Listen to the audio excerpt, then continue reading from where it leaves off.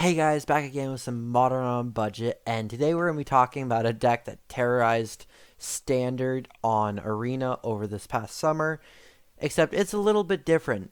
So this is actually cycling. So the way you win, typically in this deck, is going to be cycling a bunch, and then hitting a card called Zenith Flare. Now, if you've played Arena, you are definitely familiar with this card. If you haven't, I'll explain it for you. Zenith Flare deals X damage to any target and you gain X life, where X is the number of cards with a cycling ability in your graveyard. Now, if you look at our deck, it has Footfall Crater, it has Flourishing Fox, Strength, Healer, Stinger, Rescuer, Wraith, Go for the Blood, Startling Development, Ambush, and Boon of the Wishgiver. All of those cards have a cycling ability.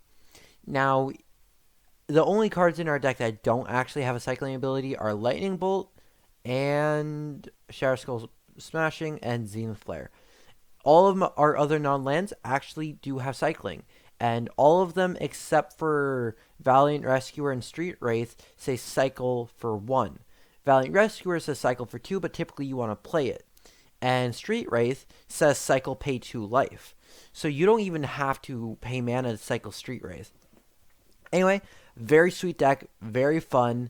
But it's going to be a very interesting deck as we look at it, because you would think that it's going to be very vulnerable to decks that have graveyard hate in the sideboard, but we actually kind of transition what our deck does with our sideboard. But really, the plan is to drop a turn 1 Fox, possibly a turn 2 Rescuer or Stinger, and start cycling from there. Now, Flourishing Fox, whenever you cycle a card, put a counter on it. Drannith Healer, whenever you cycle a card, gain 1 life. Stinger, whenever you cycle a card, deals 1 damage to each opponent.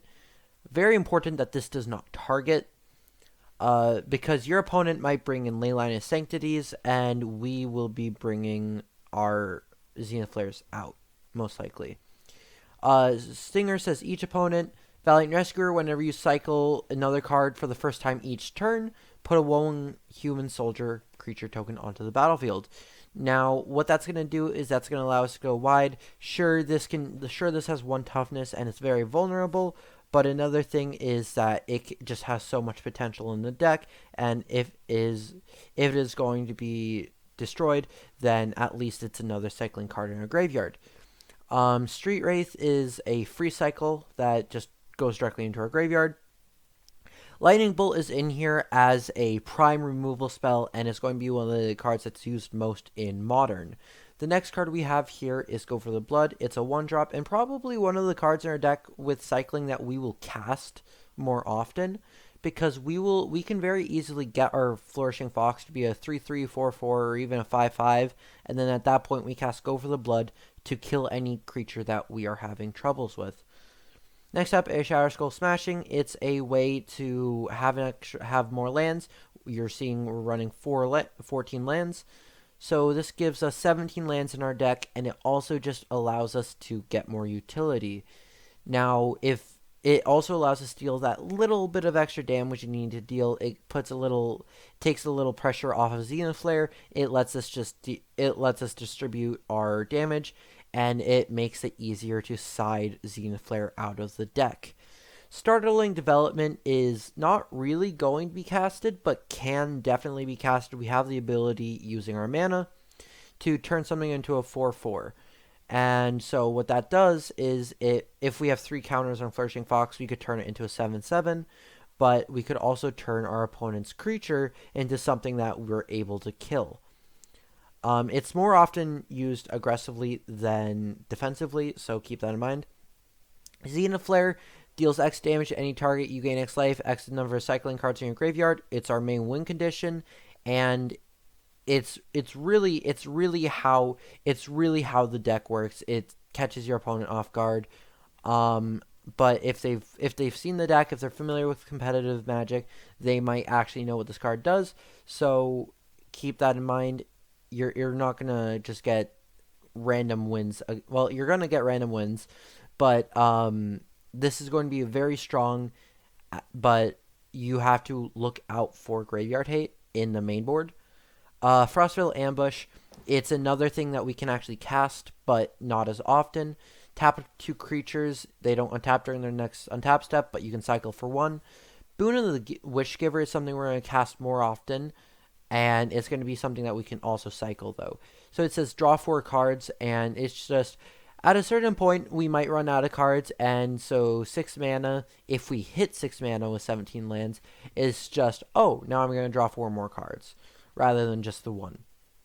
Full Vault Crater is something that we probably aren't going to cast since we're not running the Lurrus version of the deck, but it's a cycle 1 or enchant land. Enchanted land has tap, target creature gains trample and haste until end of turn. Now our lands, we have a single plains. It's okay. We can survive without a bunch of basics.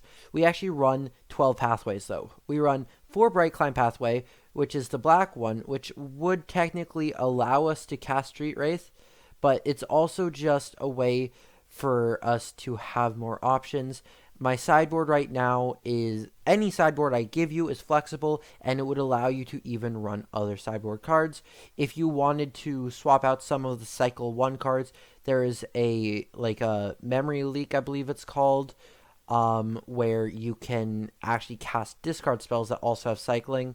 So that's in there. It's in there as a main suggestion, but you can swap out some of the cycling cards in the main deck to whatever you want. Anyway, the next card is Needle Verge Pathway, the main pathway in our deck, because it's our main colors. It's white and red.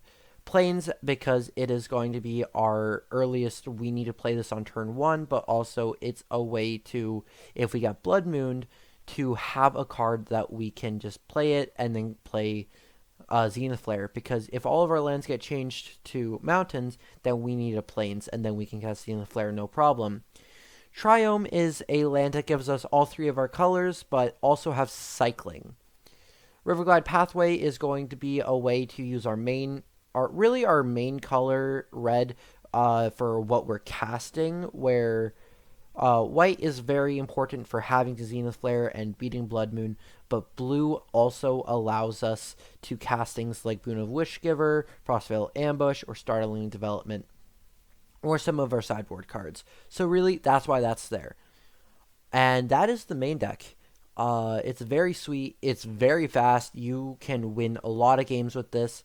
If you were to go just basic lands and maybe take out Shower Skulls for actual lands and swap out these for the cycling cards that cost 1 mana, the deck could even go as low as like $5. I think it is. And lightning bolts, actually. Lightning bolts are very important, though. So you could get this, just the cycling base could be like $5. But if you want it to be more competitive in the modern environment, this is definitely the way to go. Our sideboard has Graveyard Hate with Tormod's Crypt. It has more removal and damage to possibly deal to our opponent through Lightning Bolt. Redcap Melee to deal with some of our opposing cards. Like, we don't do very well against Narset, but we also, this can easily 1 mana destroy Omnath. It's just a way to deal with it. Mystical Dispute is a way for us to deal with control players who are trying to counter our Zenith Flare, if we want to stick with that strategy. It's also a way to deal with combo decks. Then we have our actual sideboard plan, which is we're going to be swapping out likely our Zenith Flares, or at least some of them, and then maybe some other cycling cards for a Hollow One. And we have enough cycling in this deck where we can easily play Hollow One on turn. I believe we can. Nope. It would be on turn 2. We would, if we ran certain cards, we could possibly, in our sideboard, we could transition into a turn 1 Hollow One. But honestly, this kind of deck, you landing that Hollow One when they bring in their Graveyard Hate is going to be a way to just throw them off. It's a way to also just get extra cycling if you need it. But being able to cycle for 1 mana to reduce this cost by 2 is very powerful, and it's a way we can get extra damage in. Just taking out Zenith Flare, bringing a Hollow One. Maybe they try to play Meddling Mage and name Zenith Flare, but we already traded it out for some Hollow Ones. That's gonna be very good. That's gonna be a very funny way to cheese them out. Anyway, this deck tormented Standard, and I have been getting very nice results from Modern with this deck, because the second game really doesn't care about graveyard hate that much. Anyway, I hope you like the deck, and if you have any ideas for the deck or you have any comments on it, please let me know below, and I will see you next time.